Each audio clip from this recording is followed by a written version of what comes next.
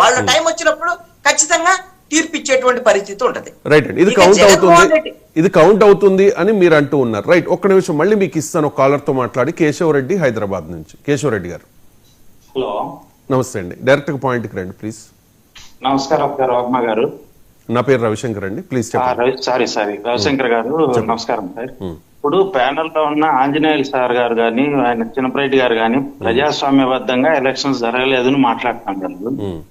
ప్రజాస్వామ్యబద్ధంగా ఎలక్షన్స్ జరిగినాయి కాబట్టి ఈ రోజు పులివెందుల్లో ఓటింగ్ చేసినారు సార్. ప్రజాస్వామ్యబద్ధంగా ఎలక్షన్స్ జరిగినాయి. ఈ రోజు వరకు ఓటైన వాళ్ళు 30 సంవత్సరాల నుంచి ఓటైన వాళ్ళు ఈ రోజు ఓటేశారండి. అక్కడ కాళ్ళు పట్టుకున్న వాళ్ళందరూ కూడా తెలుగుదేశం వాళ్ళు ప్రాధాయపడింటారు, మమ్మల్ని ఓటుకు బానండి, మమ్మల్ని ఓటు వేయనండి అని చెప్పి. వాళ్ళు వైఎస్ఆర్సీపీ వాళ్ళని వీళ్ళు ఎందుకు క్లెయిమ్ చేసుకుంటున్నారు? అది అట్లా పోనీకి జగన్మోహన్ రెడ్డి గారు చంద్రబాబు నాయుడు కృష్ణారామ అనుకుంటా ఇంట్లో కూర్చోవాల, అట్లా అనుకుంటే ఆయన నరకానికన్నా పోతాడు లేకపోతే ఇంకేడికో పోతాడు అని మాట్లాడుతున్నాడు. తండ్రి వయసు ఉన్న వ్యక్తిని అట్లా మాట్లాడడం, అందులో ఈయన ముఖ్యమంత్రిగా చేసినాడండి. నేను మీరు కాదు సార్ మాట్లాడుతుండేది, ముఖ్యమంత్రిగా చేసినాడు. ఆయనకి ఎంత బాధ్యత ఉందో రాష్ట్రంలో ఉండే ప్రతి ఒక్కరికి ఈయన కూడా అంతే బాధ్యతగా వ్యవహరించాలి సార్. అంత పెద్ద మనిషి వచ్చి వాళ్ళు టీవీ ముందర కూర్చొని ఆయన ఛానల్లో ఆయన ఇష్టం వచ్చినట్టు అంత ప్రాస్టేషన్ లో మాట్లాడాల్సిన అవసరం లేదు. యాక్చువల్ గా ఆడ ప్రజాస్వామ్యబద్ధంగా ఎలక్షన్ జరిగింది, దాన్ని వీళ్ళు డైజెస్ట్ చేసుకోలేకపోతున్నారు సార్. రైట్ అండి, మీరు హైదరాబాద్ లో ఉంటారా, ఆ ప్రాంత వాసుల? నేను హైదరాబాద్ లో ఉంటానండి. నేను తిరుపతి వాసిని, చంద్రగిరి కాన్స్టిట్యున్సీలో మా కాన్స్టిట్యున్సీ, మాది ఎర్రవారిపల్లి మండలం.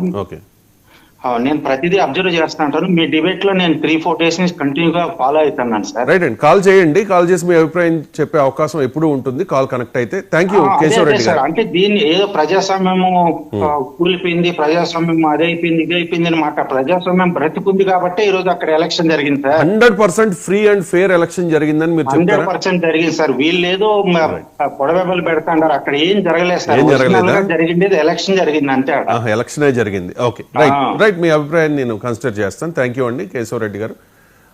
రైట్, కృష్ణాంజనేయులు గారు మీరు కంటిన్యూ చేయండి. రవిశంకర్ గారు, ఇక జగన్మోహన్ రెడ్డి మాట్లాడినటువంటి మాటల విషయానికి వచ్చేసరికల్లా, జగన్మోహన్ రెడ్డి విషయంలో పులివెందులకు సంబంధించినటువంటి ఎన్నికల విషయంలో జగన్మోహన్ రెడ్డి ఫెయిల్యూర్ కూడా ఉందండి ఇక్కడ. ఎందుకు ఈ మాట చెప్తున్నా అంటే, తన సొంత నియోజకవర్గంలో అక్కడ జరిగినటువంటి జెడ్పీటీసీ ఎన్నికల్లో వైఎస్ఆర్ కాంగ్రెస్ పార్టీకి సంబంధించినటువంటి వాళ్ళ ఏజెంట్లను పెట్టుకోలేనటువంటి పరిస్థితిలో ఈ రోజున జగన్మోహన్ రెడ్డి లేదు. పెట్టిన ఏజెంట్లనే తన్ని తరిమేశారు అని వాళ్ళు నేను చెప్తున్నాను, ఆ వివరణ కూడా చెప్తాను. పోలీసులు ఒత్తిడి చేశారు, అదే విధంగా తెలుగుదేశం పార్టీ వాళ్ళ ఒత్తిడి ఉంది, బెదిరింపులు ఉన్నాయి. ఇవన్నీ ఉన్నప్పటికీ కూడా ఎక్కడ, ఒక్క నిమిషం అండి రఫీ గారు, ఒక్క మాట, ఇక్కడ ఎంత ఒత్తిడి ఉన్నటువంటి మాట వాస్తవం అండి.